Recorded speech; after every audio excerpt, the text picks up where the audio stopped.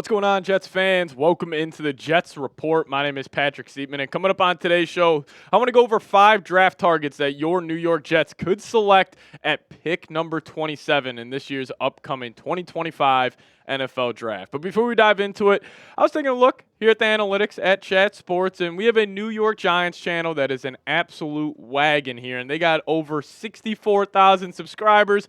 But us here at the Jets Report, we only got 1,200. I'm not saying we're going to catch them on today's show, but if you guys could hit that subscribe button, close this gap just a little bit, I would really appreciate it. So hit that subscribe button, lock us in, and stay up to date around everything on your New York Jets. All right, let's dive into it. 5 draft targets for the New York Jets. We're going to start off with a banger here. We're going to talk about a little Shedeur Sanders. Now, I think it is unlikely that Shedeur Sanders falls to pick 7. But if he does, the Jets at least have to consider it. Like, they have to go through their whole process, dive into his tape from this past 2 seasons, and really figure out if he would be worth the selection at pick number 7. Again, I think it's unlikely with teams like the Giants and Raiders picking before the Jets, and they're QB-needy teams. But let's just say those 2 teams don't like him, and the Jets could be sitting there at pick 7. Maybe they'll consider Shedeur Sanders. But the thing I love about Shedeur is just the growth we have seen from his 2023 season to his 2024 season. You see the completion percentage up. You see the pass yards up. The touchdown-interception ratio, even though he threw more picks this past season, he was still very, very explosive with the ball in his hands. Big-time throw percentage at 5. Turnover-worthy play percentage stays about the same. But, there's another big quarterback in this draft who will probably go number 1. We'll see how the Titans decide, to play that at the first overall pick. But just comparing these 2 quarterbacks, I do think Cam Ward has more of just a natural arm talent than just Shedeur Sanders, but I think Shedeur has the edge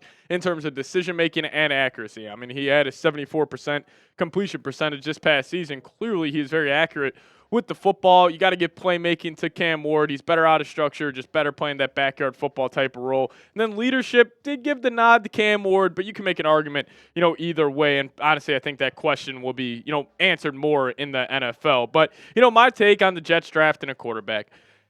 Listen, it would be a lot of fun. Like, there's nothing more fun than being a fan of a team, and you got that rookie quarterback, and especially a guy like Shedeur Sanders. What a big name that is. But I would rather have the Jets play it where you let Aaron Rodgers finish out this, contract here with the New York Jets, and then you target quarterback next offseason. Like, let's just say Arch Manning down there in Austin, let's just say he goes wins a national championship, he declares for the draft, and the Jets are picking up there. Like, that would be a way better prospect than a guy like Shedeur Sanders. So in my, take on this, you let Rodgers ride it out, and then you go and get your franchise quarterback the next year. But besides quarterback, who could the Jets target? We're going to start off with Abdullah Carter here.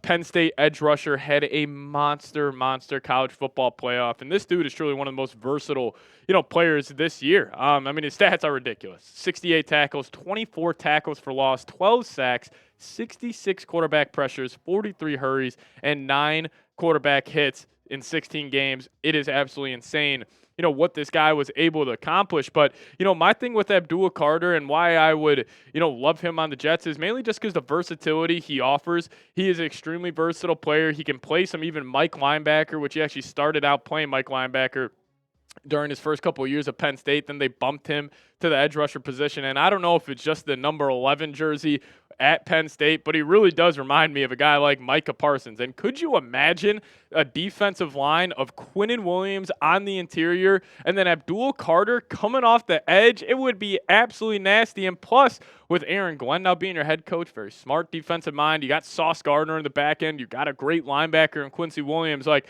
if somehow Abdullah Carter falls to pick 7, which again I think is unlikely, this should be the automatic. We're rushing to the podium, getting Roger Goodell that pick, and hey, Abdullah Carter, you are a New York Jet, and I could really see this, defense potentially being a top 5 unit in the National Football League next season. But another guy I'd love seeing playing next to Quinnen Williams is another defensive tackle, and we're going to go Mason Graham, the man out of Michigan, and this guy is an absolute stud. He's got a super high motor. Just really plays his tail off every single snap. And, what I love most about him throughout his career in Michigan, he's a big shit talker. Like in those Ohio State games, he's yapping with the fans. He is a very confident player. He's got a ton of swagger at that interior defensive line. And the thing I love about him also is, the stats aren't going to blow you away. Only 9 sacks in 39, career games played. That's not really his MO. His MO is he's going to be the best run-stopping defensive tackle. He's going to get great pressure from the interior, and he's just going to take on double teams that'll open up lanes for a guy like Quincy Williams at the linebacker position. But I think Mason Graham, I think he's the safest pick in this year's draft. Like if I had to say, hey, one guy is going to, not be a bust in the top 10, it would be Mason Graham. I think he has one of the highest floors this season. Is his ceiling as high as a guy like an Abdullah Carter or these quarterbacks? No, but I do think he would be the safest pick, and I would absolutely love it if you could get him in a Jets uniform this upcoming season. But I'll toss this question your guys' way. Who do the Jets need to draft? Is it a Shedeur Sanders? Is it an Abdul Carter? Is it a Mason Graham? You guys let me know your thoughts down below. Who do the Jets need to draft? Now, one of my favorite players in this year's draft class is Tyler Warren, Penn State tight end. Now, it would be a little rich, no doubt about it, taking him at pick 7. But I can promise you this. Tyler Warren is a legit blue chipper.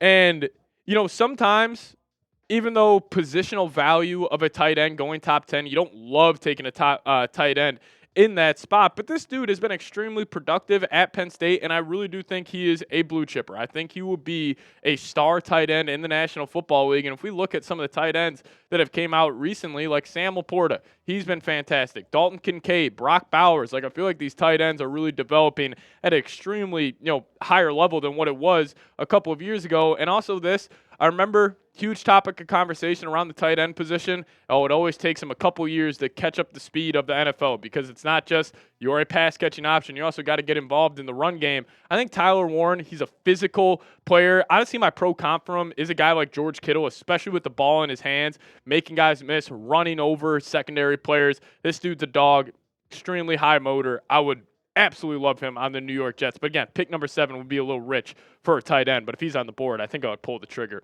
But lastly here, we're going to talk about another edge rusher. Again, another great guy to add to this defense next to Sauce Gardner and Quinnen Williams. How about a little Mikel Williams in your life? Now, this guy, extremely, extremely explosive coming off the edge. And, this past season for the Georgia Bulldogs, it's not like he was the most productive, but if you really go and watch these games, you feel his impact. And he is getting chipped. He's got the running back, chipping him out of the backfield, sometimes a line of tight end over on his side just to, slow his pass rush down. And, I got a little scouting report for you guys. Was watching a lot of his tape before hopping on here.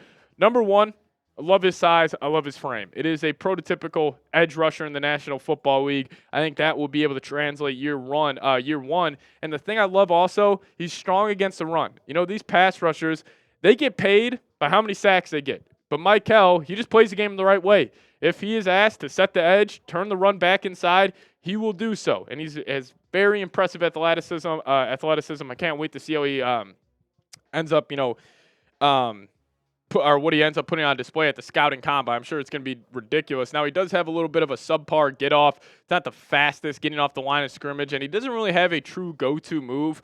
But I will give a little comparison here. He reminds me of Danielle Hunter, where Danielle Hunter was extremely raw coming out of LSU, but he got some good coaching with the Minnesota Vikings and Andre Patterson, and he coached him up, and we really saw him come into his own, right away in the NFL. I could see the same thing happening for the New York Jets if you would get a guy like Mikel Williams. But I want to end today's show off with this. Name a random Jets player for me down in the comment section. So I'm not talking the Mark Sanchez's. I'm not talking the Darrelle Revis. Get weird with me. Just give me a random Jets player, and you guys let me know your thoughts down below. Also, if you guys want to hit me up on Twitter, that's the handle right there, at Pat Sieps, talking about the NBA, NFL, all off-season long. So if you guys want more content on your Twitter timeline, hit me up over there. That's the handle. And if you guys give me a follow, I'll give you guys a follow right back. But as always, go Jets.